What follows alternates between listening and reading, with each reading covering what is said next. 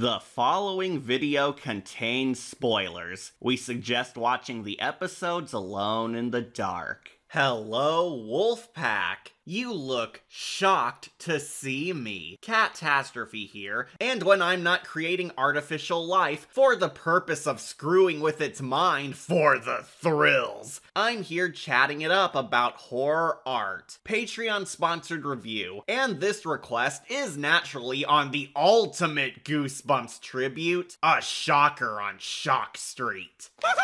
I know tons of our viewers have been anticipating this epic tale of suspense. So let's kick things off with some background info.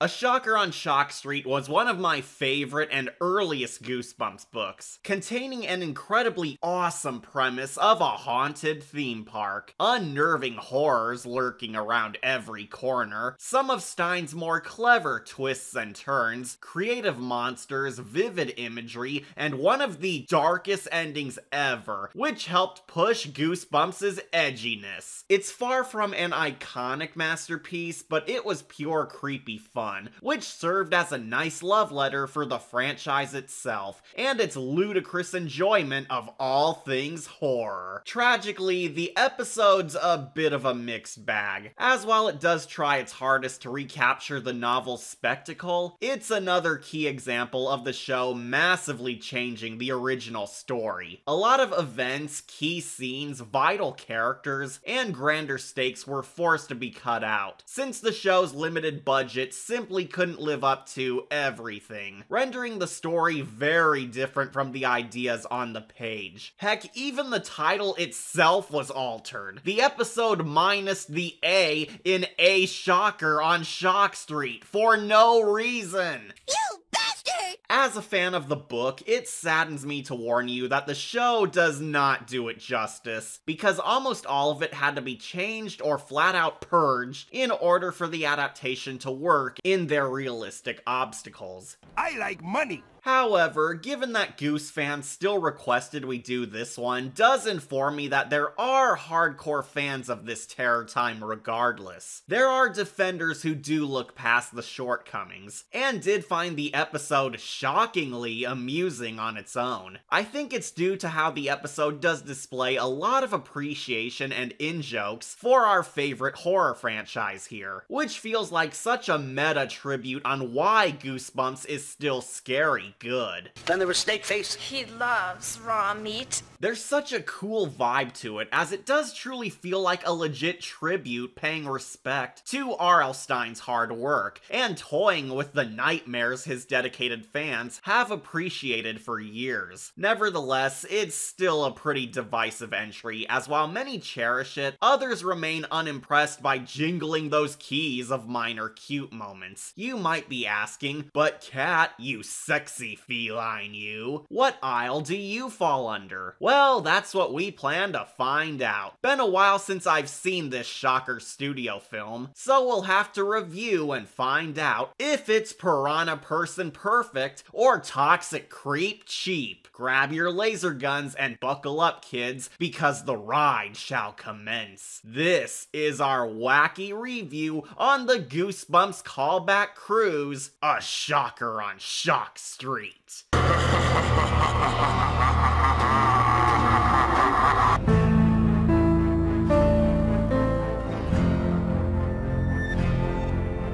So, our episode opens up completely different from the book, with our two main characters, horror fanatics Erin Wright and her bestie Marty, toying around in a costume and effects room. In the novel, Erin and Marty were actually attending a free screening of the newest horror flick from Shocker Studios, as Erin's father, Mr. Wright, is a bigwig creative who works for the studio and gifts his kid free access behind the scenes. However, the episode races to the point and cuts to them already already meeting Dad at his workshop. I guess the show wasn't able to pay rent for a movie theater scene, because what are you, nuts? They have to save that dough for renting a perfect school. I like money. The episode wastes zero time showing us that Marty and Aaron are simply hardcore horror fans, with true passion for the genre, as they explore the dad's warehouse full of costumes and tech, admire Dr. Wright's craft first paw, and even get to test new stuff from Shocker Studios. I can't believe your dad creates all the monsters for the Shocker movie studios.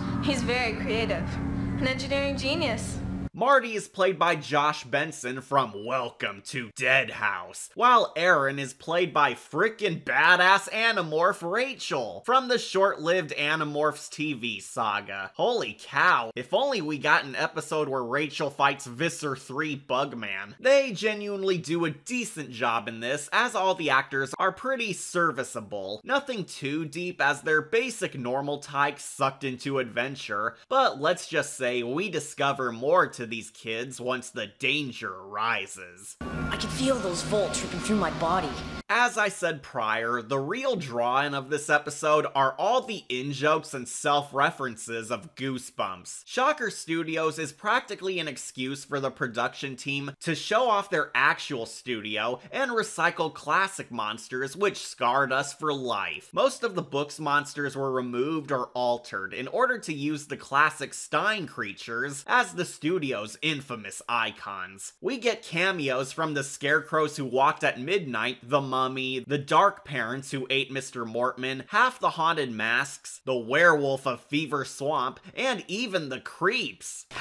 Remember the Totinator, the acid-spitting frog. Huh, so that's what happened to Tasha. The crew even gives us some designs they planned for future monsters, such as the Deep Trouble mutants, including the Piranha Walkers.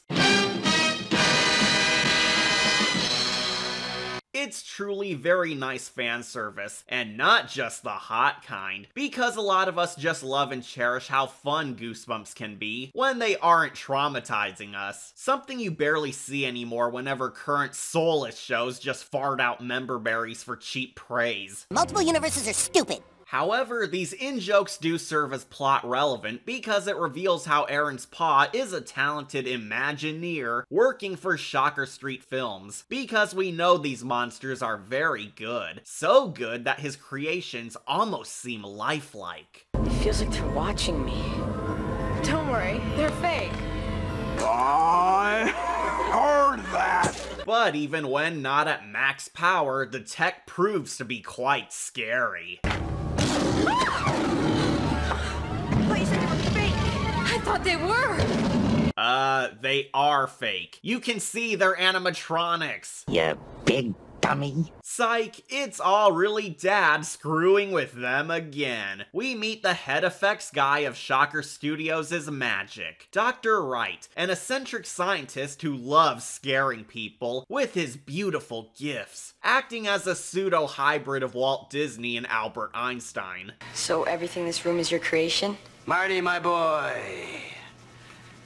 this is my world. I create the monsters that give children nightmares. Dr. Wright is oddly played by Oscar Leroy from Corner Gas, who amazingly grants the doc this fun, mad genius Dr. Wily persona, making him stand out a tad more than his secretive book counterpart. This version absolutely loves his job and his inventions, if a bit too much. However, he maintains his novel version's ominous vagueness and hides some secrets of his own. What's in that room? Don't you ever go in that room. It's off limits. Off limits. Okay. What is your fascination with my forbidden closet of mystery? The Mad Genius is definitely a unique character, but similar to the kid heroes, we learn there's more to him than meets the eye. Trying to be fun dad again, Mr. Wright informs the duo that they'll be the first ever tourists to test his new extreme ride, a trip directly into a lifelike theme park of the Shock Zone. That's right, Shock Street is not merely a setting, it's a Universal Studios style theme park designed designed to look like iconic film locations from the famed horror company. This story is a surprise haunted theme park adventure.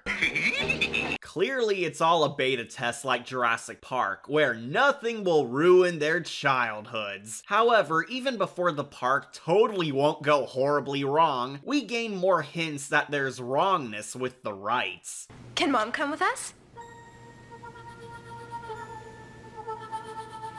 Excuse me? What did you say? Can Mom come? She loves scary rides. No. Don't you remember, sweetie? Old ladies aren't fun. We instantly cut to the beta test of the ride, the infamous Shocker Tram. Won't lie, as a book fan, it is pretty sweet to see. You're in for a scare. Cool. That catchphrase will never catch on. The doc warns them to use guns for protection since the ride's also part shoot 'em up, and that whatever happens, to never ever leave the cart or explore Shock Street, as bad things may happen. We can't walk down Shock Street? Absolutely not. Stay in the tram, no matter what. So how long until they break the rules? Of course. Similar to the novella, the Shock Street ride has both radical fun and some admittedly cheesy moments. The set pieces are phenomenal and feel like a B-movie horror fest brought to life. Shock Street itself was actually filmed at a real fair, the Centerville Amusement Park, so most of the area was a legit funland. It's also part movie studio, so it adds a very solid uneasiness when you can't tell what's real or fake. Sadly, the crazier stuff was done with tons of bad CGI and goofy ass effects, like the fire hall. There are some hardcore scares, but it does lean more so into campy fun. Say goodnight, Freddy. Hang this picture over your baby's crib tonight. Family picture.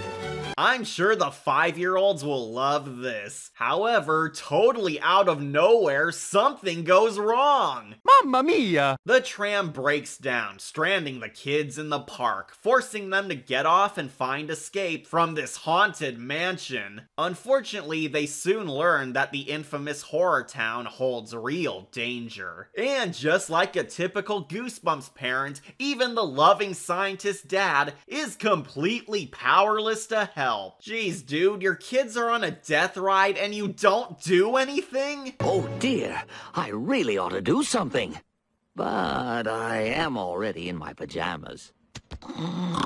If it isn't obvious, Shock Street is R.L. Stine's family-friendly homage to Westworld, another lifelike theme park city full of realistic robots who go haywire and rampage. A classic horror premise, of course, with delightfully scary concepts, as being a kid lost in a haunted theme park with killer mascots does carry tons of tension and allows for so much fun with unique monsters terrorizing you at every turn. This is the same concept which did inspire Five Nights at Freddy's, Jurassic Park, and Scooby-Doo after all. Alas, I don't think this episode lives up to the full potential this has, and even worse, it absolutely guts the book. I've got a lot to say, but soon. What the show does get is simple, if dumb fun. The ride itself is pretty cool, the atmosphere is more so uncomfortable than dangerous, and the show does try to show off the book's wild side. The laser guns actually work at shooting monsters like the Creepinator, but only fail once off the track. The writers at least give reasons why the guns fail in the show, whereas they were 100% butt-ass useless in the novel. Speaking of my wife,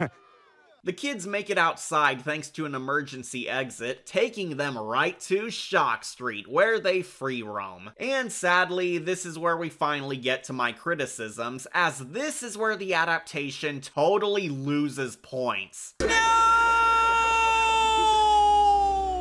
The showrunners delete and minimize nearly all of the book and its grand scope, effectively erasing a majority of the plot's greatest moments. I know we've bumped into this problem so often, but the harsh truth is, the Goosebumps series was totally crippled by its low budget, as A Shocker on Shock Street is a difficult tale to breathe life into, which the crew just couldn't afford. Money!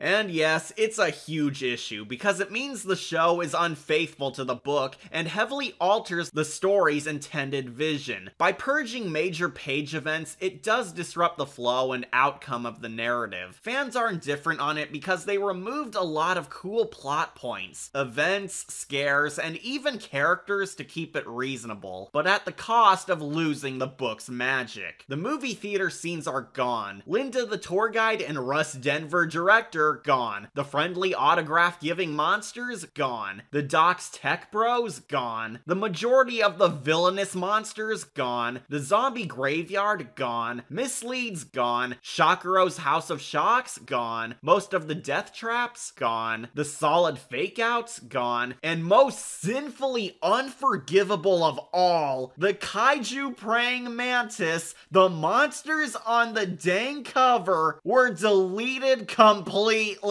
Yeah, there's no giant killer mantises in this retelling, despite being the best part of the damn book.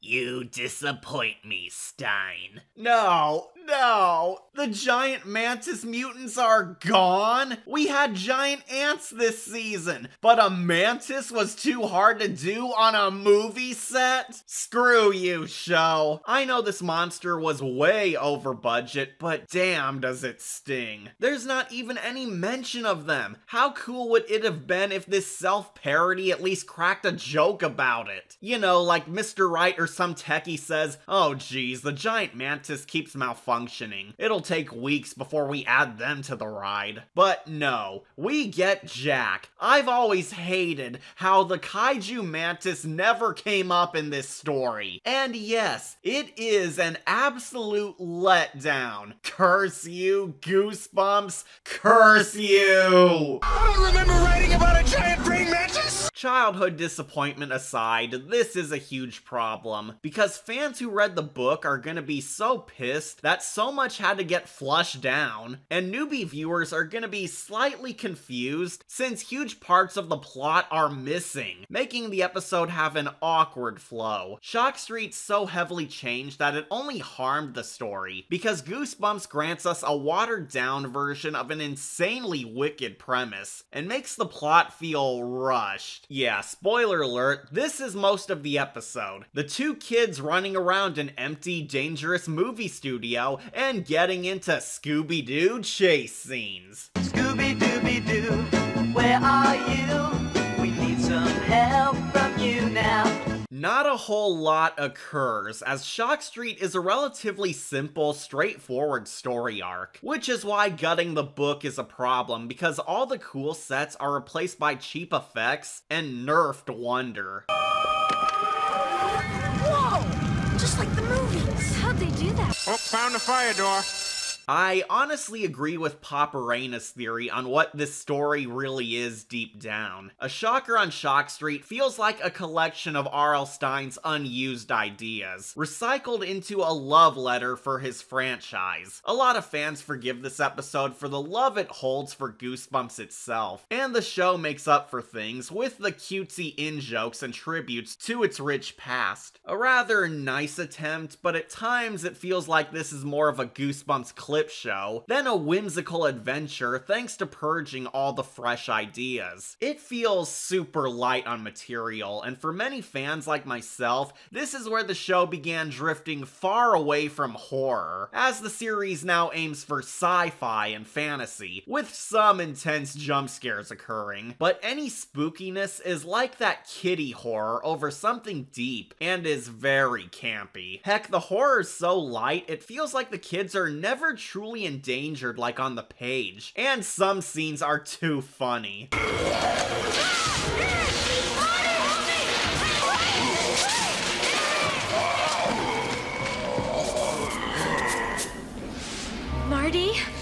Marty, get up.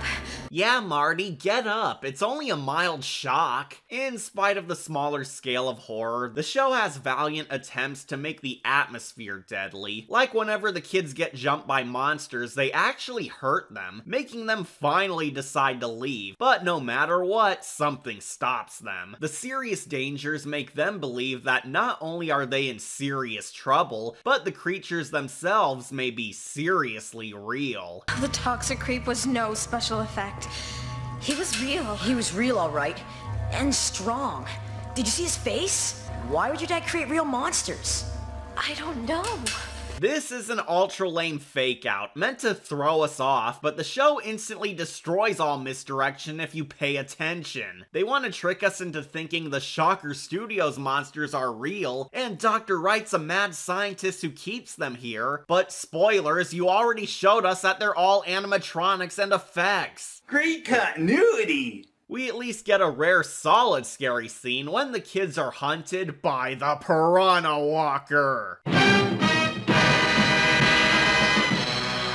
I genuinely do think this is the creepiest part, as it's super effective at the terror. The Piranha Walker hunts them down in a Freddy Krueger factory with its unhinged edits, as their guns no longer work outside the ride. Drat! My laser's not working! Here, try my paddle ball! Even worse, it's not even slowed down when braking. Holy cow, this thing is far creepier than the black cowboy from Westworld. I wish we had more scares like this. The kids escape the, 2 monsters out of 100 who chase them, until they reach our twist ending. Dr. Wright knew they were lost and endangered because he's been watching them the entire time, as it's all a part of the ride. You're inside a simulation of a simulation inside another giant simulation. Yep, this was all meant to happen. The kids end up back on Shock Street where they confront each other, only to reveal a darker twist. Rachel and Marty are robots. Go! A robot? Yes, Dr. Wright was so talented at creating mechas that he even designed the perfect robot children to call his own. These are my children, Marty. All of them. This whole time, our kid heroes were machines themselves, created for the purpose of being test subjects to test Mr. Wright's new park, as to ensure it's safe for real humans. Aaron blue screen of deaths at this intel, and the doc calls off the experiment, deeming it a failure. I knew there was a glitch when they started talking about a mother. We never programmed them to think they had a mother. I know. Maybe some of the wires got crossed. This was honestly a fantastic twist in both the show and book, as it made the story so much darker and is executed perfectly. Stine didn't just pull this out his ass. There were actually clues foreshadowing this scattered all throughout the trip, and made Aaron and Marty very unique characters, because they didn't even know they were creations like the dad's monsters. They were growing real and beyond their programming thanks to Dr. Wright's tests and free-range parenting, gaining memories and thoughts that made them more and more human. Can Mom come with us?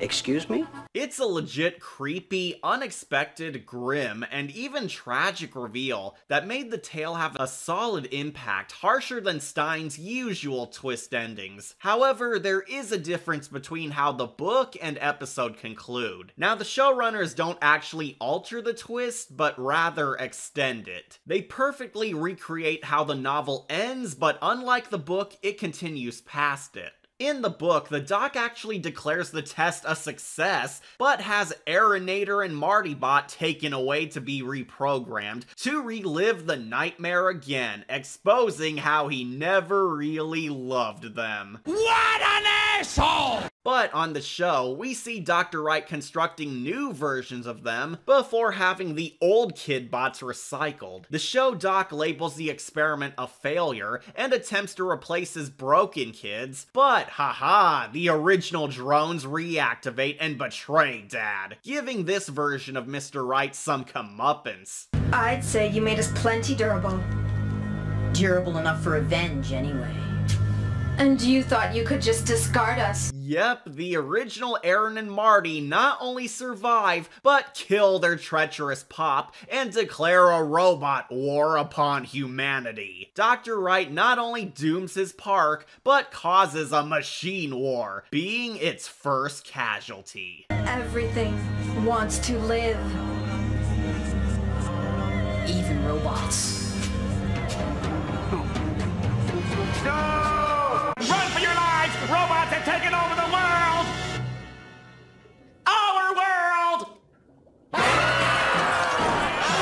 It's genuinely a super sinister finale, managing to be even darker than the already depressing tragic twist of the book. Sadly, I don't think it's as scary as it is for kids, mainly because it's a tad abrupt and rushed. Almost perfect, but it cuts itself short like the book's scares. But hey, at least it's a more satisfying finale than Terminator 3. Anywho, that was R.L. Stine's Westworld fanfic, A Shocker on Shock Street. And much like the studio tour, it has its highlights, but also some bugs it needs to tweak. I don't recall having strong feelings for this episode, either of love or hate. There are some great ideas, creative fun, a sense of wonder, and some cute love letters for all things Goosebumps here and there, but I do think it's a nerfed version of a good book. It's not super creepy, the park's not fully utilized, it guts too much epic content out, it's very cheap, and screw them for deleting the giant mantis. For every cool moment or solid idea, there's an equal amount of letdown and weak payoff. This is one of the most infamous examples of Goosebumps' low budget, drowning out all ghoulish galore, and biting off more than they could chew. It's not 100% faithful to the book, and as a result, it feels like there's something missing. Heck, even for those who don't read the novel, are also going to feel as if this incredible idea didn't live up to its full potential. They oversimplified the story to such a painful degree, when I do know the show could have done better, as they were able to have stupendous fun on other massive hits like Perfect School and Horrorland. Its biggest issue is how much of a downgrade it had to be, because the show just couldn't afford the vast wonder of its insane world. Thankfully, it does have a few scant moments of amusement, such as the magnificent horror monsters and surreal sci-fi vibe akin to Westworld. I do think it could be better, but it also doesn't do anything offensively bad, aside from ditching Mega Man-y, and I do think children can get into it, so long as they feel entertained by the theme park's eeriness itself. The characters do still feel like themselves, the acting's fine, the smaller monsters do pose as threats, the setting looks phenomenal, and most of the plot structure remains intact, so it is competently made. Yet, I don't think it's a total AAA game like the Better Nightmares. As somebody who read the book, it feels extremely disappointing, but I'm rather lukewarm towards the episode because I understand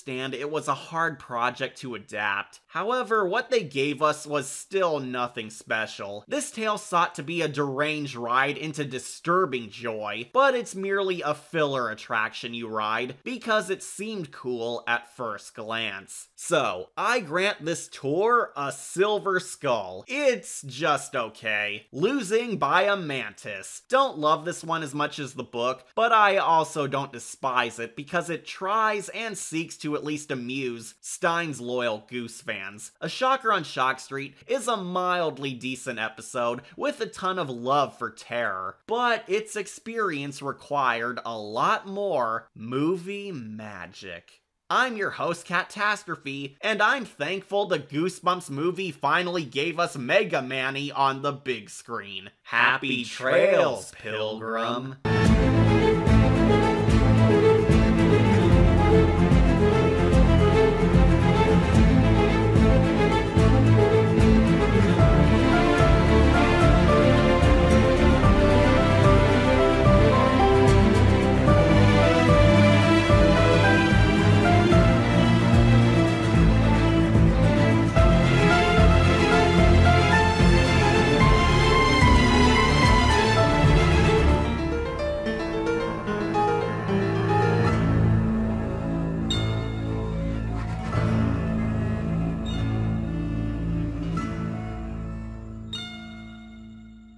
What the hell do you think you're doing? Why, whatever do you mean, Sir Catalyst? I'm simply doing our grand work as always. Don't get cute with me, Thundercatter. I know what you're doing. You've taken naive little Catastrophe hostage, defying our orders. Pinky told me everything.